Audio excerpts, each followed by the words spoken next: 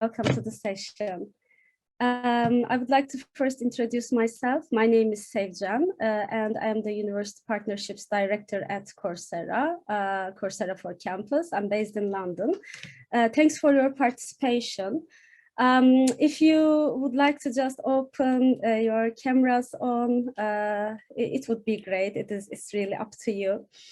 So in today's session, previously we talked about how Coursera has been successfully integrating with many other institutions, and we discussed the benefits of the hybrid learning model, and we discussed how Coursera helped to enrich online content of the universities. But just before starting our discussions, I would like to give you an overview about our changing world. So when we are looking into the future, higher education is facing many challenges. As technology becomes more sophisticated, automation is on the table. And no matter what the outcome, automation and digital transformation that, as you know, will undoubtedly change the workplace. And in addition to that, because of the COVID pandemic, speeds up everything a lot more. It triggers the transformation of the digitalization, right? There are many consequences of this process, likewise, shifting the core skills, working remotely, and significantly, 90% of global businesses are going to speed up the process of digital transformation. And as discussed, you have seen that in your own institutions as well. Then we are talking about the challenges and the trends of the higher education regarding the blended model. Many universities face some obstacles. Some of them hadn't updated their teaching methods and still relying on the traditional models. And 2/3 of the college students reporting that up to some research, they hadn't experienced online courses before the pandemic. And the pandemic was a clear inflection point. It accelerated the rate of the digitization, caught some universities by surprise in terms of need to create and deliver a best-in-class hybrid and fully learning solutions.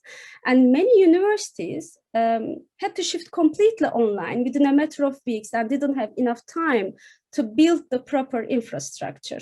So, during this time, students and teachers are grappling with how to avoid learning disruptions and maximize engagement in a remote world, right? And the trajectory of education shows us that online learning is gonna stay long-term. Students and teachers will see a shift into the blended learning, which is a combination of online and in-person instruction. And it formats and fosters the community and connectivity, which are the essentials of online learning success, right? And there are a number of ways to implement the blended learning, which has been discussed in the previous session as well. So it is important to be aware of different models of blended learning so that selection of a model would be best responsive to the learning objectives and the learner's needs. So in this sense, modern blended learning methods will lead to success with the transition to online classes. And as per our discussion, it is going to be we encourage you to share your experiences. So I would like to ask, and I would like to hear your thoughts about during when you are applying the blended learning hybrid model of e-learning method, what is working? What needs new models? Can you just share your experiences, if you don't mind, or would you like? Any of you would like to just share your experiences during this time?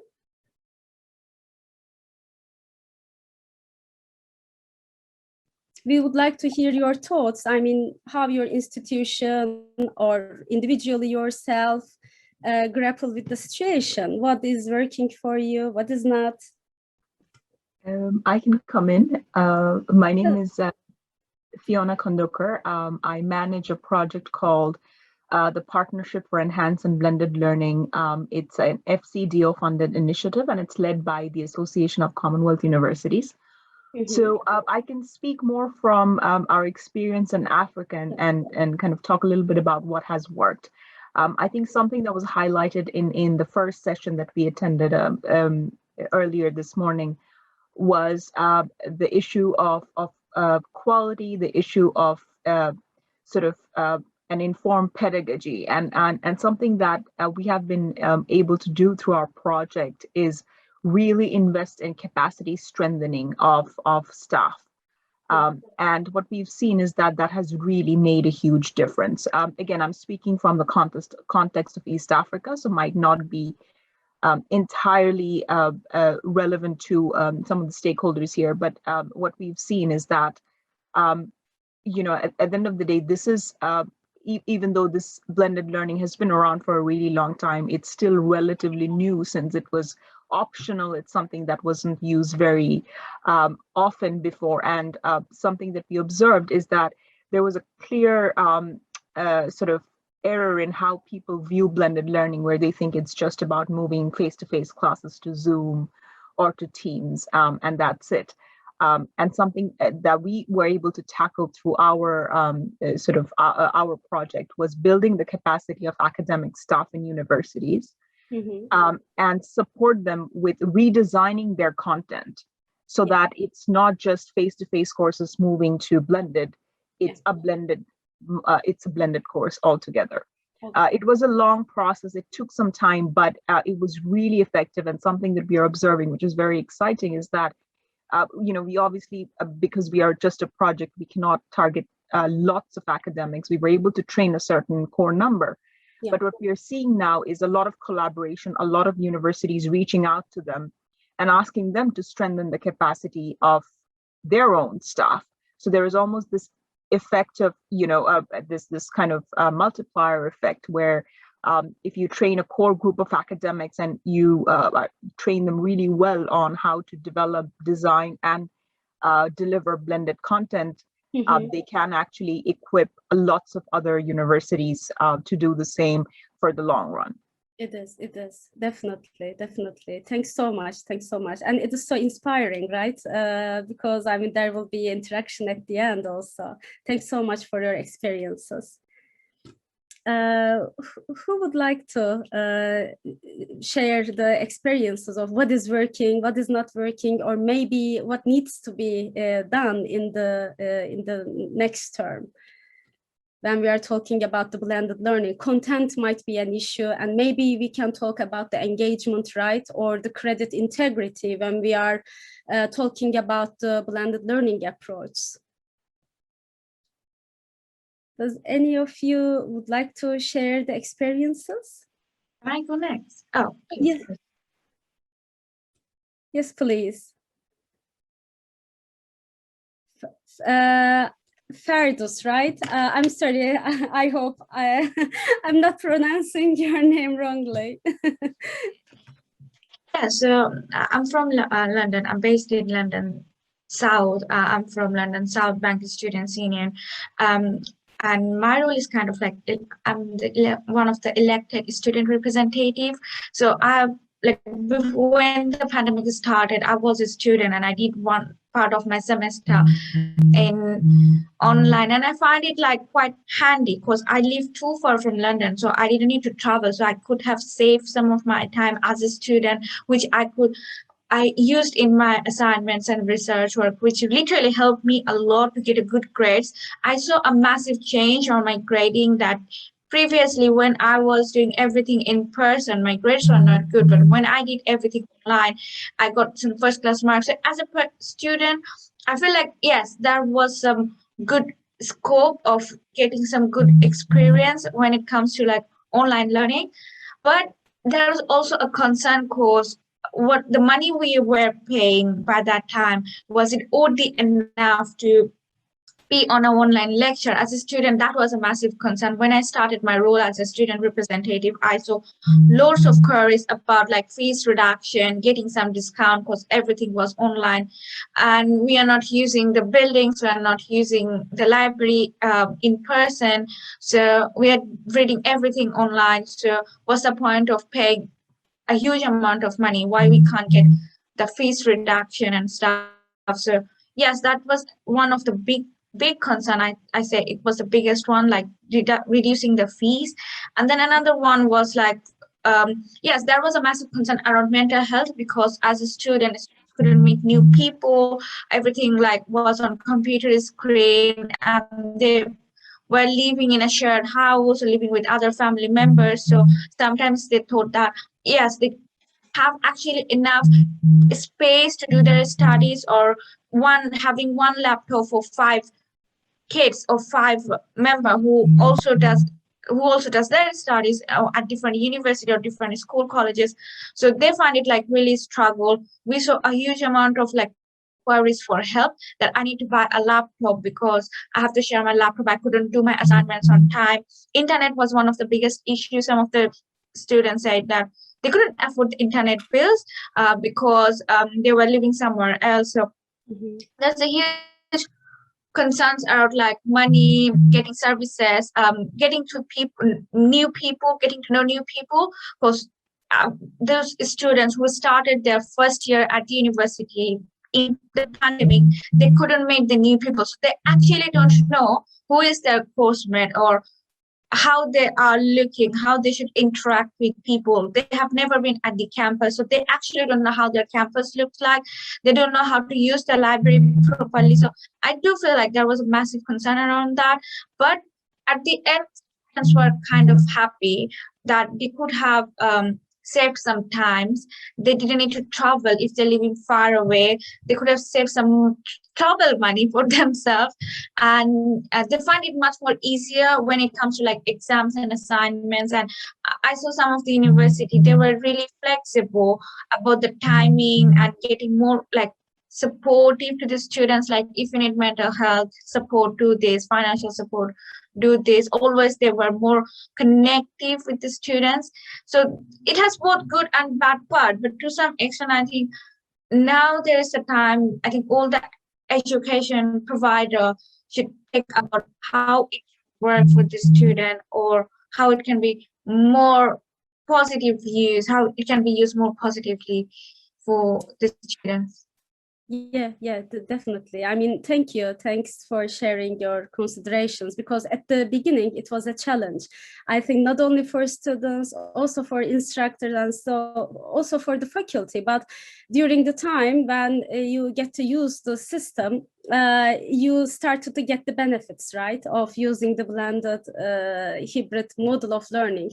But you're right. I mean, these are, I think, one of the most important questions the institutions asking by themselves are how, when we are asking to the institutions mainly, how do you support students who move at significantly quicker pace?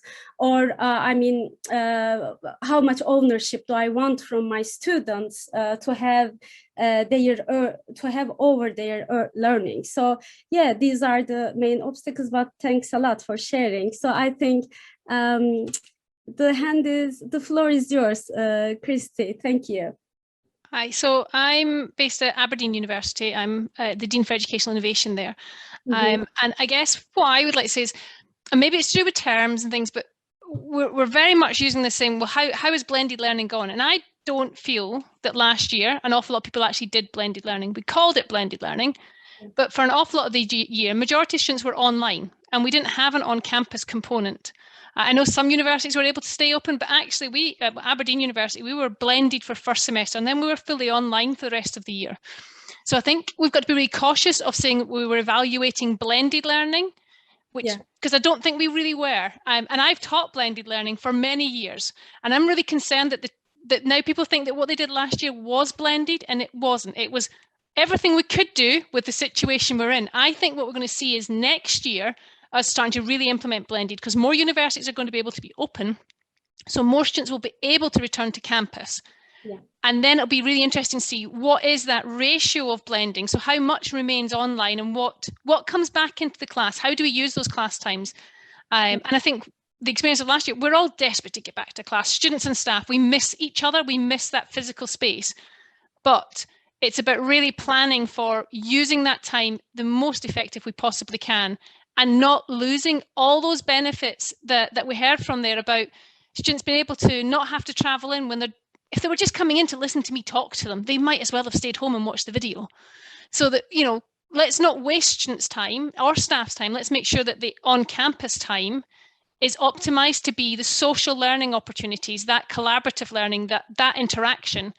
And the more learning where you've just got to sit and concentrate yourself and kind of work things through, you could do that on your own, but then come in and put it into practice in the class.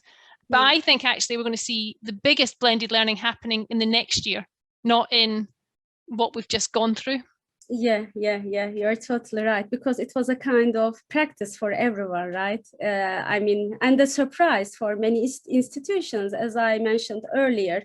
Some institutions, they were not ready in means of content, and also the approach, the pedagogy. So last year was a bit of practice, but you also mentioned that I think we're gonna implement and move forward to next year. Do you have any strategy? For example, is it going to be a kind of flipped classroom model or a hybrid flexible model?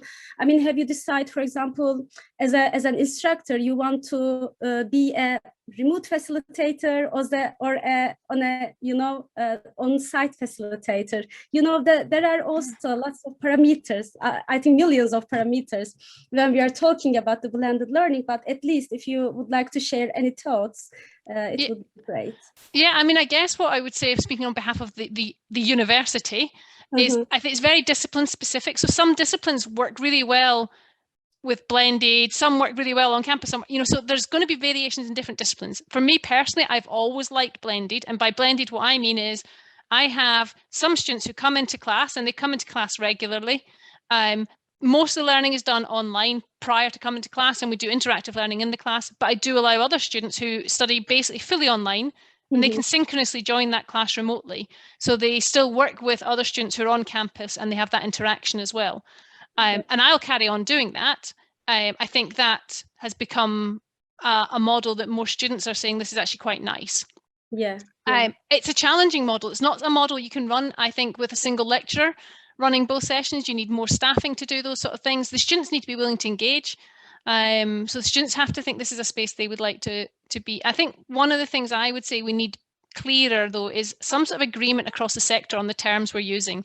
So hybrid, flex, dual. If we could all just say, let's actually say, here's what this is, and we'll all use the same term, because I think that's really hard for students making choices, especially as a lot of us are starting to see short courses where you could maybe, and the whole thing of COIL and being able to study almost anywhere. And you're making a decision about, I'm going to take that course from that university, or I'm going to sign up for a whole degree. They need to know what they're signing up for. And I think that would help if we all could get to an agreed terms for, makes it easier. It makes it easier for staff as well. Yeah. We know what the expectation is from the session. Yeah. That's true. Because I mean, there are, as you mentioned, there are lots of, all around the world, we are using lots of different terms when it comes to fully online, blended, hybrid, or semi-flexible. Yeah.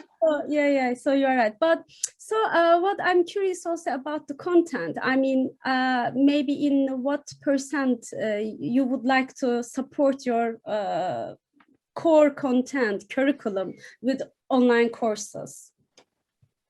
So if I think within a course, and the proportion of my course that I teach, which is online, so that's sort of direct, I call it sort of directed study. So I've said to the students, you need to do those sort of things. I would say that is probably about maybe 60-70% of it. Wow. I then probably have 20 to 30%, which is synchronous with me, and then the rest is the sort of preparing for their own assessments and things. But my assessments build into that core time when they're with the staff. So the active learning part in class tends to be working on assessments. Yeah. So the content learning, the fact stuff, they tend to do on their own at their own pace, and then they use the in-class time to work on the assessment with tutors present. So that's when they're then saying, have I got this learning? Have I understood it? Do I know what I need to do for this assessment? How will I do it? So much more formative building of the assessment over the whole semester, rather than leaving the students to do the assessment at the end on their own at home. Yeah. Thank you. Thanks for your inputs. So, I mean, as we are talking, universities are facing major challenges as they strive to make this transition, like cut courses, content, course catalog, student engagement. We can also, I think I say credit integrity, right? For example, I would like to also share a good example with you. A few years ago, MIT piloted a full credit online course leveraging an existing MOOC and added a private online discussion forum for MIT on-campus students. So students reported more flexibility with scheduling learning and less overall stress relative to their traditional classes. Because when we are talking about the engagement, I think up to some researchers, 87% of students say the online class experience up till now hasn't been engaging. Because we were all saying that till this time, when we are thinking about the pandemic, because pandemic accelerates, I mean, blended learning was on the ground since many years. We are not unfamiliar to this approach, but generally our discussions are since from the pandemic. So that's why students think it is not engaging, because the quality online learning involves active learning, and I think today's students doesn't want to be passive learners, they want to be active learners. So which drives student engagement with impactful learning outcomes, instant feedback, virtual labs, and also the gamification, right? I mean, if you have any examples also related engagement or more interactive when you are applying blended learning approach, would you like to share any experiences? Does any of you? Yeah, yes, please. Kirsty. So I'm going to share an experience that's slightly positive, slightly negative. And it's from when I first started doing the blended learning approach, and exactly that of I'd gone all of the training and I was like, right, they need active learning. Students don't want to be passive. They don't want me just telling them, they want to go. And I put lots of activities into my course. And the students went, oh my goodness, we hate this. And I was like, but what do you mean you hate this? This is what you want to learn. And they were like, do you know what? Sometimes it's nice to just sit and have somebody tell me. And actually part of lectures is sometimes just being there in the moment and listening. And actually I went too far the other way and I removed all of that and I made it all active. And I was like, no, come on students, I'm not telling you anything. You're going to go and seek out this information yourself. And I put all the burden onto them. And I didn't factor in that these students were coming from a learning system where they had been used to being taught. And so you've got to be careful if you start going heavily towards active learning about what other learning they're doing around that and what learning they've done before. So their perception, it's about taking the student with you on that journey. I teach mostly postgraduate level. So I've got them coming in having had a full undergraduate experience that sometimes wasn't very active. And then I hit them with this and they just went, I don't like it. It's too much work. You're the teacher. And I did have on one of my course feedback forums, a student said, you're being paid to teach me. Why should I have to go and find this information? I was like, okay. So I think you have to moderate it. And I think there's some great activities that students really engage with. Yeah. But I think it's about making sure there's the right balance. So sometimes we all like somebody just to read to us. You know, sometimes it's nice for somebody just to take us on, you know, and us just to be a bit passive and then have an activity that says, right, okay, I passively listened to that, but did I take any of it in? So one of the things I now have is where I do have a traditional sort of lecture where they have to listen. At the end of that session, the students have 20 minutes in groups to design MCQ questions from that. So they have to then work out in the group, what was the learning point of this session? Write the questions, they share all those questions, and I guarantee the students that the assessment at the end of the course will be made up of 70% of questions the students have designed, which massively engages them with the idea of designing those questions. But that's really active learning in that they're then thinking, what was I meant to take from this? And then they start critiquing and sharing how to write good questions and what's the purpose of the question, what we're trying to get to. And students have loved that activity, except for one student who during the class test completely distracted because her question appeared. And she was like, it's my question, and then couldn't kind of move on because she was so proud of having her question in the exam. Wow, that's great. That's great, really. I mean, I strongly believe that I really like your course because at the end, I think they're gonna get the results, of course, not as soon as possible, but in a short-term time, they are going to get the results because they know that, yes, I really learned a lot from this lesson, because how engagement works, right? At the end of, these learning activities. But it is harder. And so students have to be willing to say, this is going to be hard. This course is going to be tough because I have to engage. I can't just say, I went to the lecture and then I did the assessment at the end. Yeah. And Ferdows, please, we would like to also hear from you. What I was going to say, it's just about yesterday. We were like right now at our university, we are having the welcome week for the new starter. So, and like because of last year pandemic, secondary students couldn't have their actual freshers fair or anything like that. So they're also welcome. They're coming to the campus to meet their course lecturers and do some work around the courses. So I was talking to one of the students who is like returning student, and she was sharing her experience, like how she feels right now. And she was like, you know what, when I started my course last year, I was really pissed off why everything is online, and I don't like it. It was really not good. I find really struggling having service around my mental health and getting to know new people. But now when our lecturer today was talking about coming back to campus, doing lectures from 9 to 4, I find it like, the previous system was really good. I didn't need to travel. I could have woke up at 8:30 and then I just straight away joined my 9 p.m. course. But now I have to travel 2 hours or around 1.5 hours to catch my 9 a.m. lecture.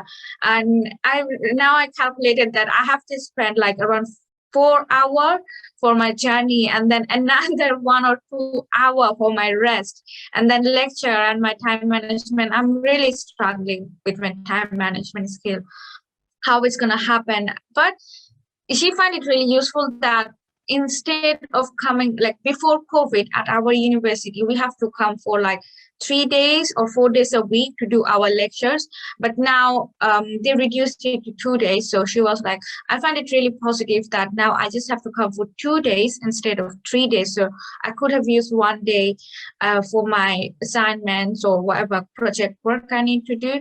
But still, she thinks, sometimes I find large lectures can be recorded and shared with us. Like the COVID period we did, it was really handy. I had time to look after that recordings. If I need anything before my exam, or if I couldn't make that time, I could have saw the record and I could have done my work. So it's a mixed approaches Christy shared with us. It's a kind of like students have like both positive feedback and negative feedback, but it seems like right now they're quite used to, and they think like we need some time to process ourselves going back to normal life. So yes, I think as Christy mentioned before, I really agree with her that we could have seen the proper impact next year, not this year, because it's still there in a process, how they will fit in and how it's going to look like. For the whole year, there will be kind of like experimenting, just we did before last year, like how it's going to look like everything online. And at the end of the year, we find, oh, it's really good. I think it's going to be the same thing, like it's a kind of like trial, how it's going to look like being on a blended thing. And then I think from next year, students can get the proper impact of this blended learning. Yeah, definitely. You're totally right. Students need some time. Also, instructors need some time. And before just ending the session, Kirsty, please, I think you raised your hand. Yeah, I was just going to say, I completely agree with what Ferdows has raised, and I think it's something we're not doing enough of, is we need to build time into this next academic year to allow students to process what they went through last year. We're very much now focusing on, we need to get them back on campus, get them used to this, but we actually also need to give them time to say, they went through this, and that was a tough year for a lot of them. And we've heard about mental well-being, but as well as learning to adapt back to campus space, I think it's really important that there is just space and time in the curricula and in the universities for everyone to just reflect on how that affected them and what did it let them learn about themselves, but what other things has it left a sort of scar, and but finding the space for that, because I think there's a real risk that what we're going to do is go, there was an education gap last year. They didn't get enough of this, this, and this. Let's pack it in next year, when actually what we need to do is just breathe a little and find that space. Yeah, totally agree with you. So as a conclusion, I mean, we are just, coming to the end of the session. Really, thanks a lot for your inputs, your insights. These are so valuable. And thanks a lot for sharing your experiences. So as a conclusion, I mean, I think we all agree that this unprecedented period in history has taught us that online education is a thoughtful practice of designing learning experiences for the medium. I think in order for students to have successful semesters, we need to realistically approach our world's new challenges. And we must take steps now to ensure students can engage in blended learning. Whether you are looking to augment your course portfolio with additional courses, enhance existing courses with additional online resources, or use online activities and content to best leverage on grant class experiences, blended learning solutions using Coursera courses may help you. There will be a closing session, so we would like to see you there. Thanks a lot for your participation. Thank you.